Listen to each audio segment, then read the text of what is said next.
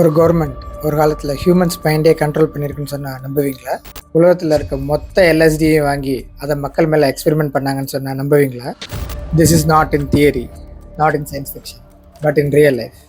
Welcome to Chan's mystery. Cheers. Statler hotel, New York city, November 28, 1953.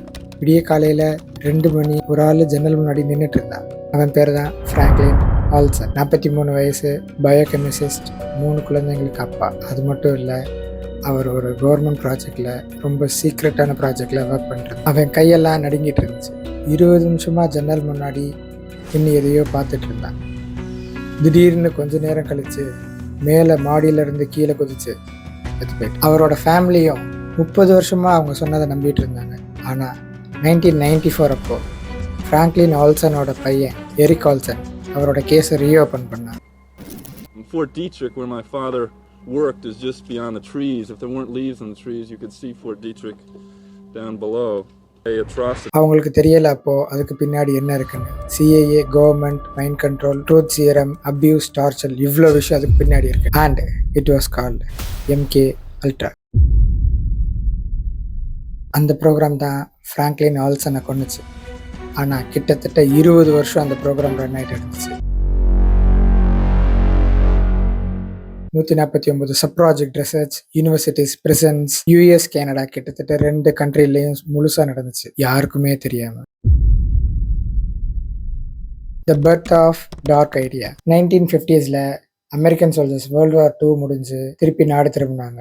அப்போது அவங்க communism தான் best, நம்ம கண்ட்ரிலேயும் இதெல்லாம் இம்ப்ளிமெண்ட் பண்ணணும், இந்த விஷயம்லாம் வெளியில் தெரியவும் சிஏஏ என்ன நினச்சாங்க அப்படின்னா, சோவியத் யூனியன் மைண்ட் கண்ட்ரோல் பண்ணுற டிவைஸை கண்டுபிடிச்சிட்டாங்கன்னு நினச்சாங்க. World War II முடிஞ்சதுக்கப்புறம் ஜெர்மன்ஸோட நாசி சோல்ஜர்ஸ் எல்லாரையும் வேலைக்கு எடுத்தாங்க. அதுக்கு பேர் தான் ஆப்ரேஷன் பேப்பர் கிளிப். அதில் ஒருத்தர் தான் வால்டர் ஸ்கிரைபர். அவர் ஒரு சர்ஜன் ஜென்ரல், நாசி டாக்டர். ஸ்கிரைபர் ஒரு ப்ராஜெக்ட் ஹெட்டாக இருந்தார். அந்த ப்ராஜெக்ட் என்னெல்லாம் பண்ணோம் அப்படின்னா, ஹியூமன்ஸ் மேலே கெமிக்கல்ஸை வச்சு டெஸ்ட் பண்ணுறது, நெக்ஸ்ட்டு ஹியூமன்ஸை ஃப்ரீஸ் பண்ணி அவங்களுக்கு என்னெல்லாம் நடக்குது அப்படின்றத தெரிஞ்சுக்கிறது.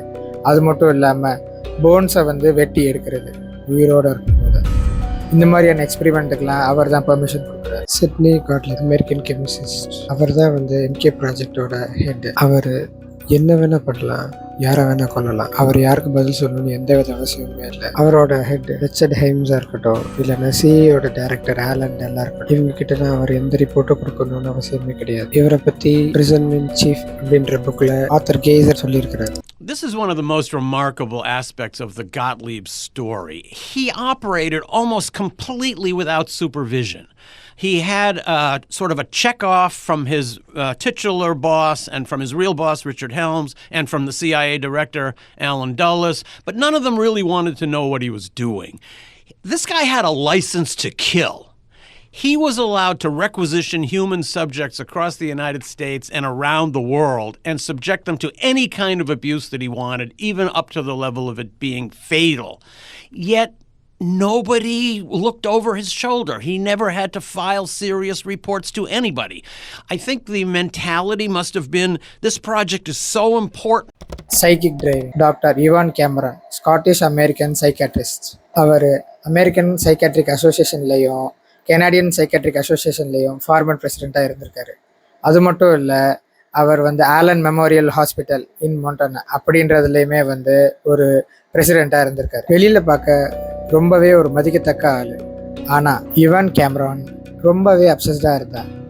நம்ம எப்படியாச்சும் ஒரு நோபல் ப்ரைஸை வாங்கிடணும், அதுக்காக அவன் எந்த எல்லைக்கு போகிறதுக்கும் தயாராக இருக்கு. ஆலன் மெமோரியல் ஒரு டே ஹாஸ்பிட்டல் மாதிரி ஒர்க் ஆகிட்டு இருந்துச்சு. நீங்கள் மார்னிங் ட்ரீட்மெண்ட் எடுக்கலாம், மார்னிங் ட்ரீட்மெண்ட் எடுத்துகிட்டு ஈவினிங் நீங்கள் வீட்டுக்கு போயிடணும், நைட்டு ஸ்டே பண்ணணும் அப்படின்ற எந்த அவசியமே இங்கே கிடையாது. இதுவும் ரொம்ப புதுசாக இருந்துச்சு. ஈவான் கேமரான் தான் ஆலன் மெமோரியல் ஹாஸ்பிட்டலோட ஒரு பிரசிடெண்ட். அவருக்கு மென்டல் இல்னஸை பற்றி ரொம்பவே கான்ட்ரவர்ஷியலான டிஃப்ரெண்ட் ஒப்பீனியனும் இருந்துச்சு. அவர் சொன்னது கேமரானோட LSD மற்றும் மைண்ட் கண்ட்ரோல் எக்ஸ்பெரிமெண்ட் சிஏயோட கவர்னத்தை ஈர்த்துச்சு. அதுக்காக அவருக்கு சிஏஏ கிட்ட இருந்து ஃபண்டிங்கும் வர ஆரம்பிச்சிச்சு.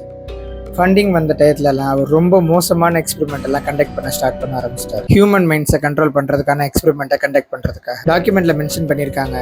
சிஏஏ கிட்ட இருந்து கிட்டத்தட்ட $69,000 பக்கமாக அவருக்கு ஃபண்டு வந்திருக்குன்னு. இப்போ இருக்கிற மணியை கம்பேர் பண்ணி பார்த்தோன்னா கிட்டத்தட்ட $6 லட்சம் வந்து அவருக்கு ஃபண்டிங்காக வந்திருக்குன்னு சொல்லப்படுறாங்க. நம்மளோட இந்தியன் மணியோட கம்பேர் பண்ணி பார்த்தோன்னா கிட்டத்தட்ட 5.5 கோடி மதிப்பிலான அமௌண்ட் வந்து சிஏ கிட்ட இருந்து இவருக்கு ஃபண்டிங்காக வந்திருக்கு. ஆலன் மெமோரியல் வெளியில் பார்க்க ரொம்ப நல்ல ஹாஸ்பிட்டல் மாதிரியும், மக்கள் போனால் எல்லாமே சரியாயிரும், அவங்களுக்கான நோய் சரியாயிரும்னு நம்பினாங்க. ஆனால் உள்ள சிஏயோட காசை வச்சு ரொம்ப மோசமான எக்ஸ்பெரிமெண்ட்ஸை கண்டக்ட் பண்ணிட்டு இருந்தாங்க. போன பேஷண்ட்ஸுக்கே நம்ம எக்ஸ்பெரிமெண்ட்ல தான் இருக்கோமா அப்படின்றது தெரியாமல். வெளியில் பார்க்குறதுக்கு கேமரான் ஸ்கிட்சோஃபேனியா ட்ரீட்மெண்ட்டில் ரொம்ப ஃபேமஸான டாக்டர் மாதிரி தான் தெரியும். ஆனால் அந்த காலத்தில் எந்த மென்டல் டிசீஸாக இருந்தாலும் அதை வந்து ஸ்கிட்சோஃபேனியான்னு தான் வந்து கோட் பண்ணுவாங்க. எல்லா மென்டல் டிசீஸ் அப்படின்னா லைக் பைப்போலார் டிஸார்டர், டிப்ரெஷன், இந்த மாதிரி எல்லாத்துக்குமே வந்து ஸ்கிட்சோஃபேனியான்னு தான் சொல்லுவாங்க. கேமரான் மென்டல் இல்னஸை க்யூர் பண்ணுறதுக்கு அவர் வச்ச பேர் தான் டிபார்ட்னிங். டிபார்ட்னிங்னா என்ன அப்படின்னா destroying a person's existing personality, memories and learned behaviour. என்ன அப்படின்னா பர்சன்ஸோட மெமரிஸை டோட்டலாக எரேஸ் பண்ணி அவங்கள வந்து கிட்டத்தட்ட ஒரு குழந்தைங்களோட மனநிலைக்கு கொண்டு வரணும். அதை வந்து அவர் ப்ரிமிட்டிவ் ஸ்டேட் அப்படின்னு சொல்கிறாரு. அப்படி கொண்டு வந்ததுக்கப்புறம் அவங்களோட நியூ மெமரிஸை கொஞ்சம் கொஞ்சமாக பில்ட் பண்ண முடியும் அப்படின்னு இவான் கேமரான் நம்புறார். சிட்னி காட்லிப் இந்த மாதிரி ஒரு ஆளை தான் தேடிட்டு இருந்தார். இவான் கேமரான் இந்த எக்ஸ்பெரிமெண்ட்டை ஸ்கிட்சோஃபேனியா இருக்கிற பேஷண்ட்ஸ்க்கு மட்டும் ட்ரீட் பண்ணாமல் அந்த ஹாஸ்பிட்டலுக்கு வர்ற எல்லா பேஷண்ட்ஸ் மேலேயுமே வந்து இதை பயன்படுத்த ஆரம்பித்தார். கிட்டத்தட்ட 10 வருஷமாக இந்த எக்ஸ்பெரிமெண்ட்டை அந்த ஹாஸ்பிட்டலுக்கு வர நிறைய பேர் மேலே ட்ரை பண்ணி பார்த்துருக்காரு. டிபார்ட்னிங் இந்த ப்ராசஸ் அவர் எப்படி பண்ணுவார் அப்படின்னா பேஷண்ட் வர்றாங்க, அவங்களுக்கு வந்து இன்சுலின் இன்சிஸ்ட் பண்ணி ஒரு நாளைக்கு 20 மணி நேரம் கோமாவில் வச்சுருப்பாங்க. அதே மாதிரி ஒரு வாரம் ஃபுல்லாக அவங்கள வச்சுருப்பாங்க. அதுக்கப்புறமா அந்த பேஷண்ட்ஸை ஒரு ரூம்குள்ளே அடைச்சி வச்சு ஒரு வாரம் ஃபுல்லாக ஒரு ஆடியோ டேப்பில் வந்து கேட்க வைப்பாங்க. அந்த ஆடியோ டேப்பில் என்ன இருக்கும் அப்படின்னா stop it, it makes me week and it is the truth இப்படின்ற ஒரு ஆடியோவை திருப்பி திருப்பி அவங்களுக்கு போட்டு ஒரு ரூமில் அடைச்சி வச்சு இதையே கேட்க வைப்பாங்க. அதுக்கப்புறமா ஒரு நார்மல் பேஷண்ட்டுக்கு கொடுக்குறத காட்டிலும் 20 மடங்கு அதிகமாக வந்து அவங்களுக்கு ஷாக் ட்ரீட்மெண்ட் கொடுப்பாங்க. யூஸ்வலாக எலக்ட்ரிக் ஷாக் தெரப்பியை யூஸ் பண்ணி சிவியர் டிப்ரெஷனை வந்து குணப்படுத்துவாங்க. அதுவும் ரொம்ப ட்ரெயின்டான டாக்டர்ஸை வச்சு அனஸ்தீசியா கொடுத்து இந்த மெத்தடை வந்து எக்ஸிக்யூட் பண்ணுவாங்க. இந்த ட்ரீட்மெண்ட்டை கொடுக்கும்போது அவங்க ரொம்ப கண்டினியூஸாக அதை மானிட்டர் பண்ணிட்டு இருப்பாங்க. ஆனால் கேமரானோட மெத்தட் ரொம்பவுமே ஒரு ஆபத்தானது. அதை பற்றி படிக்கும்போது ரொம்ப பயமாக இருந்துச்சு. அதை அவன் திருப்பி திருப்பி எல்லாருக்கும் பண்ணிகிட்டு இருந்தான். ஒரு பேஷண்ட்டை திருப்பி திருப்பி வந்து எலக்ட்ரிக் ஷாக் கொடுத்து ஒரு ஆடியோ வந்து திருப்பி திருப்பி கேட்க வச்சு அவங்களுக்கு வந்து இன்சுலின் கொடுத்து கோமாலேயே வச்சுருக்கான். அப்போ அவங்களோட மைண்ட் செட் எப்படி இருக்கும்? அவன் நினச்ச மாதிரி இன்டென்சிவ் கோமாவோ இன்டென்சிவ் ஷாக் ட்ரீட்மெண்ட்டை வச்சு மக்களோட மைண்டை வந்து பிரேக் பண்ணிட்டான். இது ஜேம்ஸ் கேமரான டேர்மில் சொல்லணும்னா அவங்க இப்போது அனிமல் வெஜிடபிள் ஸ்டேட்டில் இருப்பாங்க. கேமரானும் அவரோட டீமும் சேர்ந்த டாக்டர்ஸ் வந்து பேஷண்ட்ஸ் வந்து அவங்களே மறந்துக்கரல, அனிமல் ப்ரிமிட்டிவ் ஸ்டேட்டுக்கு போகலை அப்படின்னா அந்த ப்ராசஸ் அவங்க திரும்ப திரும்ப பண்ணிகிட்டே இருந்தாங்க. கேமரா நினச்ச மாதிரி அந்த எக்ஸ்பெரிமெண்ட் போகலை.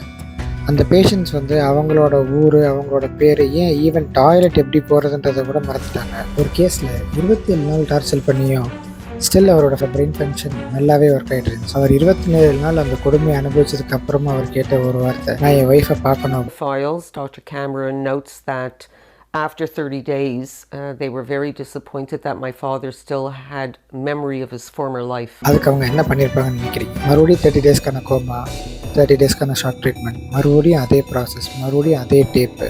அந்த பேஷண்ட்டோட பேர் தான் சார்லஸ் டனே. அவர் ஜாப் பெயின்னு சொல்லி அவர் பக்கத்தில் இருக்க ஆலன் மெமோரியல் ஹாஸ்பிட்டலுக்கு போனார்.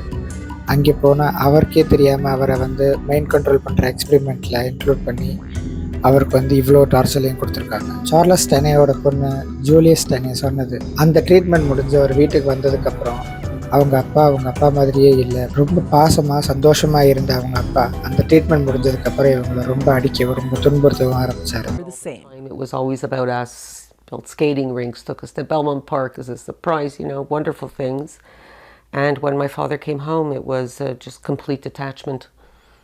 That never went away. And for 3 children under 10 years old, it's very traumatic.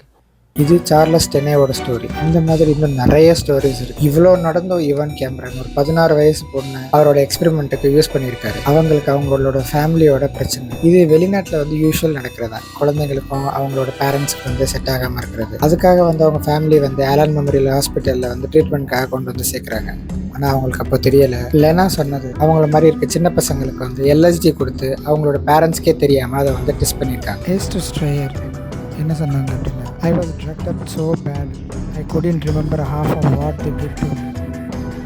I have a son when I was at the Allen Memorial, and I got pregnant without knowing who the father was. Midnight Climax, The Safe House at 225 Chestnut Street, San Francisco, Telegraph Hill neighbourhood. அந்த இடத்துல CA வந்து ஒரு பிராத்தல் நடத்திட்டு இருந்தாங்க. அங்கே அது மட்டும் தான் நடந்துச்சான்னு கேட்டிங்கன்னா இல்லை. அந்த பில்டிங்குள்ள ஒரு பெரிய ரூம் இருக்கு. அந்த ரூம்ல பார்த்தீங்கன்னா ஒரு சைடு வந்து ஃபுல்லாக வந்து மிரரால் கவர் பண்ணியிருப்பாங்க, which is one side mirror. ஒரு சைட்லேருந்து பார்த்தா தெரியும், இன்னொரு சைட்லேருந்து பார்த்தா தெரியாது. அந்த இடத்துல ஒர்க் பண்ணிட்டு இருந்த எல்லா பொண்ணுங்களுக்கும் கவர்மெண்ட் காசு கொடுத்து அதை ரன் பண்ணிட்டு இருந்தாங்க. காசு மட்டும் இல்லை, ட்ரிங்க்ஸ், LSD எல்லாமே சேர்த்து. இந்த ஆப்ரேஷனுக்கு பேர் சப் ப்ராஜெக்ட் 42 அப்படின்னு சொன்னாங்க. இந்த ப்ராஜெக்ட் கிட்டத்தட்ட 10 வருஷமா யாருக்குமே தெரியாம ரன் ஆயிட்டு இருந்துச்சு. அங்கே வேலை பார்த்துட்டு இருந்த பொண்ணுங்களை வச்சு ஆண்களை அட்ராக்ட் பண்ணி உள்ள வர வச்சாங்க. உள்ள வர வச்சு LSD ட்ரக் கொடுத்து அவங்க எப்படிலாம் பிஹேவ் பண்ணுறாங்க அப்படின்றத கண்ணாடி பின்னாடி இருந்து சிஏஏ எக்ஸ்பெரிமெண்ட் பண்ணிட்டு இருந்தாங்க. அந்த சேஃப் ஹவுஸை ரன் பண்ணிட்டு இருந்த federal agent George Hunter White Morgan Hall அப்படின்ற பேரில் ஒர்க் பண்ணிட்டு இருந்தான். அவன் சிட்னி காட்லிப்க்கு ஒரு லெட்டர் எழுதியிருந்தான். அதில் அவன் என்ன சொல்லியிருந்தான் அப்படின்னா, And what of George White, the man who helped the agency in so many of its programs? He would retire here to Stinson Beach, California. And shortly before his death, he wrote to his boss at the CIA, Dr. Sidney Gottlieb, and summed up his career by saying, "It was fun, fun, fun. Where else could a red-blooded American boy lie, kill, and cheat, steal, deceive, rape, and pillage with the sanction and blessing of the All-Highest?" சிஏஏலேருந்து ஒருத்தவங்களை கூட அவங்க question பண்ணவே இல்லை. ஏன்னா அந்த records எல்லாத்தையும் delete பண்ணிட்டாங்க. அஃபிஷியலாக வந்து அவங்களுக்கு எந்த டாக்குமெண்ட்டுமே இல்லை. அவங்க என்ன ஆனாங்க, அந்த ட்ரக்ஸ் அவங்களுக்கு என்ன பண்ணுச்சு யாருக்குமே தெரியாது.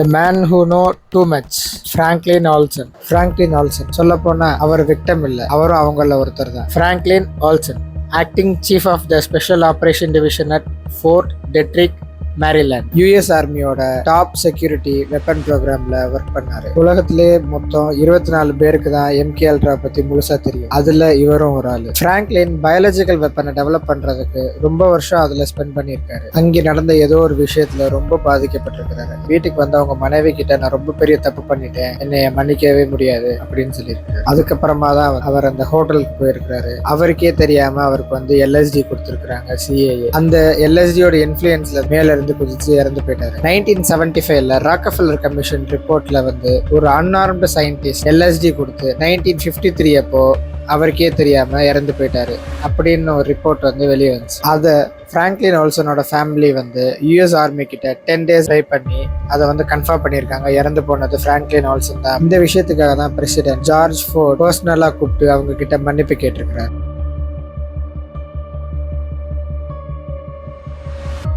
Had 3 objectives. One was that there be full disclosure of all information relating to my father's death. The second was that the CIA would give assurances that this would never happen again, and they recognized that this was an illegal act, which was done.